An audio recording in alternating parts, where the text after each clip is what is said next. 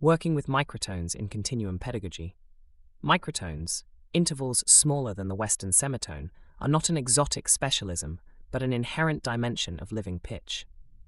Every sustained tone on a string or in the human voice already contains continuous microtonal motion. Vibrato itself is a controlled oscillation of fundamental frequency, typically spanning 50 to 120 cents peak to peak in classical singing and string playing. The ear perceives a center, yet the sound is never static. It breathes, leans, and returns through minute deviations that give the tone its warmth and individuality. In continuum practice, this is not a technical add-on, but a primary fact of listening. The same attention that settles an open string against a drone, noticing the moment beating gives way to calm resonance, is the attention that can explore the spaces between tempered steps. Cultural expectations around these spaces vary widely. Within much Western classical and popular training, the equal tempered semitone is treated as the default unit, and anything smaller is often heard first as deviation, expressive color, or experimental departure. In many other traditions, microtones form part of the structural vocabulary. Arabic and Turkish makam systems employ quarter tones and finer inflections as defining characteristics of melodic modes. The oud or ney is expected to produce pitches that sit deliberately between the notes of a piano. Indian raga practice works with the 22 shrutis, unequal divisions that allow subtle shades of ascent and descent, each carrying emotional and ornamental weight. Indonesian gamelan ensembles tune in ways that prioritize beating and shimmer rather than pure Western intervals. Various African traditions employ equipentatonic or equiheptatonic systems, whose step sizes fall between Western whole tones and semitones. In each case, the expectation is not that pitch will conform to a fixed grid, but that the performer will inhabit a continuum of possible placements according to mode, context, and expressive need. Digital and computational tools introduce a practical tension. Most tuners, digital audio workstations, and MIDI systems default to 12-tone equal temperament. Pitch is quantized, displayed, and corrected against that grid. A singer or string player exploring a true quarter tone or a just interval may be told by the machine that the note is simply out of tune. Algorithms trained on vast corpora of tempered music can reinforce the same bias, treating microtonal nuance as noise or instability. This can hinder the continuum ethos when tools become authorities rather than servants. Continuum places the human factor, idiosyncrasy, listening, the particular body's relationship to sound, at the summit of excellence. Rigid quantization risks flattening the very personality and relational sensitivity that the pedagogy seeks to cultivate. Yet the same tools can expand the creative field when used with awareness. Flexible software that accepts custom scales, real-time pitch bend, or alternative temperament files allows a player to explore non-tempered relationships while still benefiting from recording, visualization, or distance collaboration.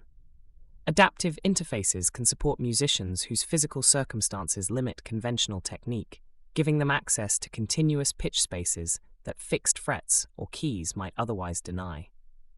In Continuum, the hierarchy remains clear. Computation belongs in the toolkit, not at the center. When digital systems are configured to honor continuous pitch rather than enforce a single grid, they become allies of deep listening rather than obstacles to it. Because Continuum is a Western-oriented framework with roots in classical string and vocal traditions, its engagement with other cultures must remain careful and non-hierarchical. The method does not claim to teach makam or raga from the outside. Instead, it offers a complementary stance, the primacy of listening over prescription, the value of small, attentive adjustments, the permission to inhabit pitch as a living continuum rather than a set of fixed points, and the insistence that resonance and agency matter more than external correctness.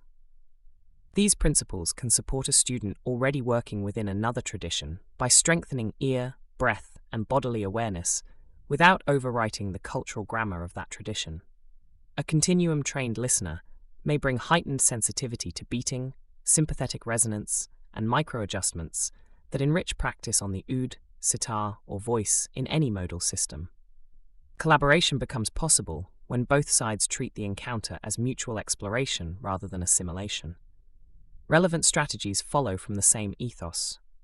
Begin with the ear and the body rather than with theory. Use sustained drones, whether acoustic or carefully tuned digital ones, drawn from the harmonic series or from non-tempered intervals, and invite the player to find the places where the sound opens rather than where a display lights green. Treat vibrato itself as a laboratory of continuous pitch. Explore wider and narrower oscillations, slower and faster rates, noticing how each changes the emotional and physical character of the tone. When working with fixed-pitch instruments, introduce temporary retuning or prepared extensions that allow microtonal access. Encourage spoken word and free vocal exploration as a low-pressure route into pitch nuance. Since the speaking voice already moves through continuous intervals without the demand for correct notes. In group settings, prioritize collective listening and matching over simultaneous adherence to a single tempered center.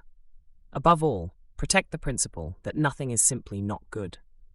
A pitch that sits between tempered steps is not an error, it is information. The task is to hear what it offers and to decide with agency how it belongs in the present musical field.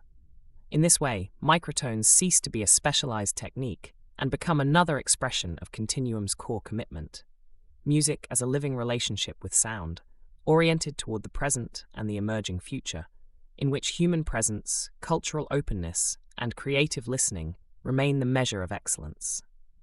From the new book, The Continuum Approach to Music, Foundations, a pedagogical framework for musical learning by Sarnia de la Maré FRSA.